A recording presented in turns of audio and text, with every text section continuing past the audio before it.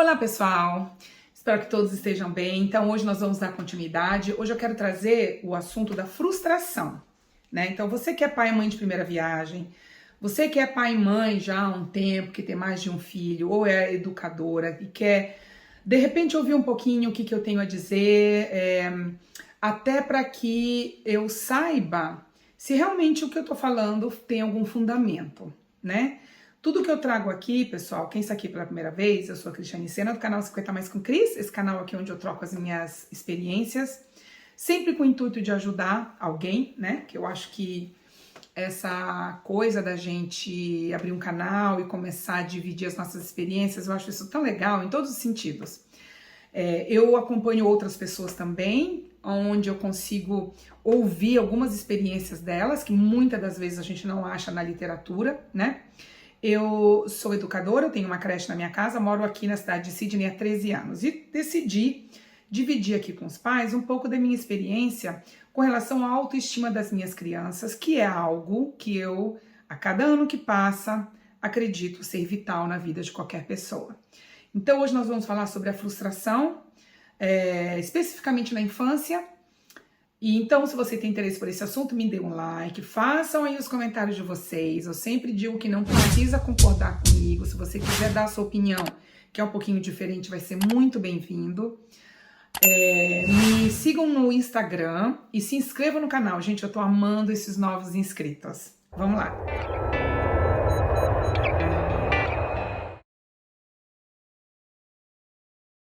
Eu aprendi a lidar com a frustração muito recentemente, né? Eu já, talvez pela idade, né? Acima dos 50 anos a gente já entende mais ou menos como é que funcionam algumas coisas, então a gente já não espera demais, porque vamos entender um pouquinho, até para que a gente consiga focar esse assunto nas crianças. O que é a frustração? Eu nunca trago aqui, pessoal, um termo muito complicado, muito técnico dentro da educação, porque eu acho que fica tão cansativo, eu prefiro falar de acordo com o que eu trato, como eu trato os meus clientes, como eu trato os meus amigos, né? Quando é uma reunião mais específica dos educadores, aí a gente fala os nossos termos lá, técnicos que a gente entende, mas fora isso, acho que não tem um porquê. Ninguém é obrigado a saber de tudo. Então, deixa eu explicar um pouquinho para vocês do meu jeito, o que é uma frustração. Para uma frustração acontecer, é sempre um final de algo. Então, antes da frustração, o que nós temos? Nós temos uma expectativa, coisa que a gente pensa que vai acontecer, ou a gente espera que aconteça, e que normalmente essa coisa não acontece. Quando essa coisa não acontece, é que gera frustração. Quando a coisa acontece, gera o quê? Gera felicidade, gera segurança, gera tranquilidade, né? Então, se a gente for pensar, né, numa cabeça de uma criança, eu prefiro tocar no assunto, conversar a respeito a partir dos 3 anos de idade. Então, eu penso assim, uma criança, quando ela tem rotina em casa, por isso que a rotina é importante, porque quando a criança nasce, o primeiro sistema social que ela vai entender, que ela vai conhecer é casa e creche, né? Quando existe uma rotina, ou seja, quando ela sabe que quando ela acordar, ela vai receber isso, depois de um tempo ela vai ter aquilo, depois daquilo ela vai ter aquilo outro. Então, com o tempo, ela vai registrando isso na cabecinha dela. O que isso é favorável? É que dá para a criança uma segurança, porque ela já sabe o que vem depois. Ela já consegue esperar algo que está para vir. Então, muita coisa dentro da nossa rotina nas creches que a gente vê que frustra a criança, por exemplo, é a gente mudar coisas na rotina sem avisar. Então, toda vez que acontece algo diferente que eu não estava planejando para acontecer naquele dia, e que, portanto, vai impactar na rotina deles, a hora que eu recebo todos, a gente senta e a gente conversa sobre o nosso dia. Como é que vai ser o nosso dia aqui, né? Então, um exemplo foi, todo ano, eu recebo pelo menos uma vez por ano, uma escola um grupo de 10 crianças de uma escola eles já têm mais ou menos uma idade entre 7 e 8 anos, onde eles vão visitar creches para quê? Para eles terem um contato com os pequenininhos, para eles lembrarem de como é que foi, né, quando eles eram pequenininhos antes da escola. E isso a gente fala aqui que a gente se visita, então as escolas visitam creches e as creches visitam as escolas. Isso é muito comum acontecer aqui. E antes das crianças chegarem, eu aviso os meus pequenos. Olha, pessoal, hoje nós vamos receber depois do lanchinho ou antes do lanchinho. Então eu sempre aviso quando que vai ser, que horas que vai ser, para que eles esperem, porque vai impactar na rotina deles. Se eu não aviso e essas pessoas chegam se eu avisar, o que pode causar nessas crianças? Elas podem ficar com medo, porque vai chegar um monte de crianças grandes com a professora, pessoas que eles não estão acostumados.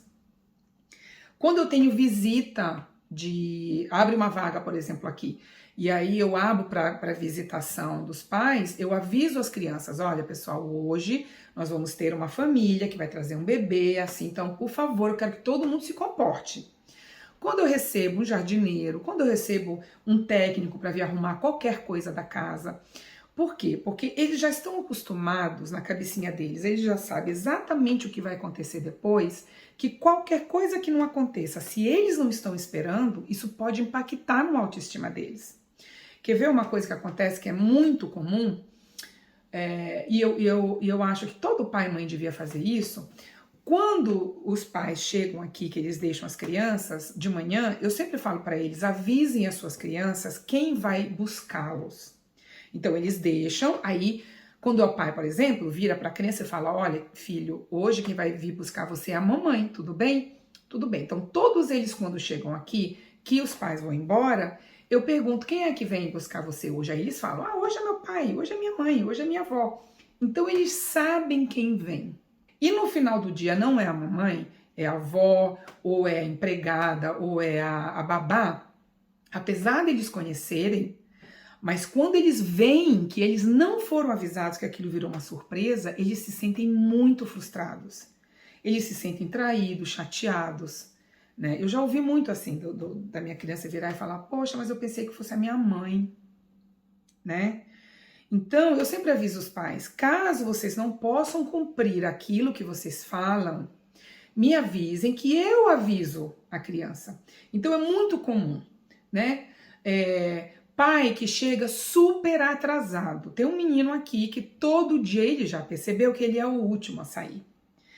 Então, eu percebo que ele fica chateado, que ele não gosta de ser o último. Poxa, a mãe e o pai de todos os meus coleguinhas vêm primeiro e eu tenho que ficar por último, todo dia.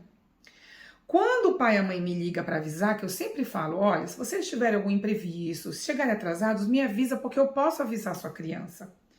Quando eles me avisam, eu aviso a criança. E quando o pai e a mãe chegam, eu chamo a atenção.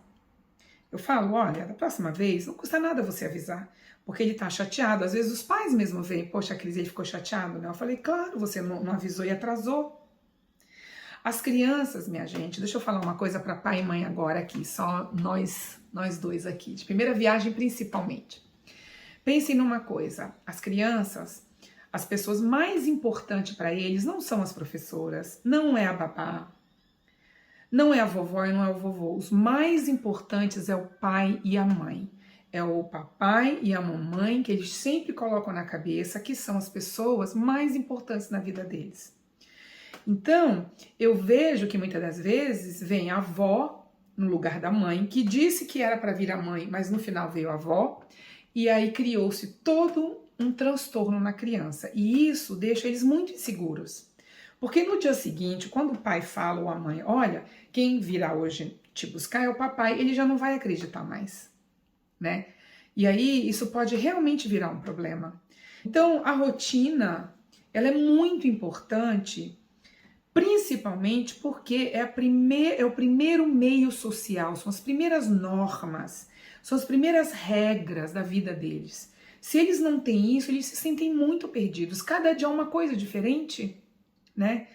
Então, para a autoestima deles, é muito importante que tenham uma rotina para eles se sentirem seguros. É só isso. Eu diria que para lidar com a frustração, para que minimize a frustração logo de cara, logo no primeiro social, da estrutura social, é a rotina.